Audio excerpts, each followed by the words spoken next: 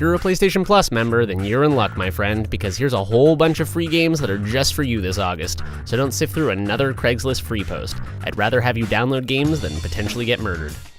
First up is Road Not Taken, which is sadly not the Robert Frost poetry simulator I've been waiting so many years for. Fortunately, it is a puzzle-based roguelike where you must magically levitate objects and characters in order to solve brain-teasing situations. After a devastating winter storm, the helpless children of Road Not Taken have been scattered throughout the forest, and it falls upon your magical shoulders to reunite them with their worried parents while avoiding danger. With randomly generated environments, challenging puzzles, intimidating bosses, and a highly dynamic world that reflects your choices in real time, this rewarding game yields an entirely unique playthrough every time you dive in. On a totally different note, Fez is a real trip. In this hyper-unique indie platformer, you must shift your two-dimensional perspective around in three-dimensional environments in order to overcome higher-dimensional obstacles, solve the mysteries of Fez's world, and alter your perception of the very ground you walk upon. By now, everybody knows Crysis 3. New York City has been contained under a giant nanodome, rendering the city into a rainforest first-person shooter sandbox for you to run amok in with a super hunting bow. Plus, this game was rocking exosuits before they were cool. I'm looking at you, Titanfall.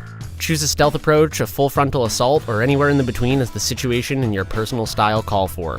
Not to mention this game has more weapons than Hitler's Christmas list, and the excellent multiplayer will keep you engaged long after the story runs dry. Proteus is a different game than a lot of the titles on this list. It isn't combat-oriented or action-oriented. Instead, the gorgeous pixelated relax em-up places you in a beautiful, procedurally generated world covered in diverse flora and fauna. As you explore, the entrancing soundscapes shift tone based on your surroundings, so wander wide and take it all in, but don't expect the norm in Proteus. Turn off your mind and let this synesthetic journey envelop you.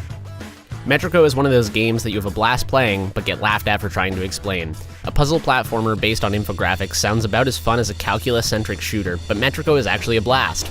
This game forces you to explore different approaches to its mind-tickling puzzles in order to discover the relationship between your actions and the environment, and overcome seemingly impossible obstacles.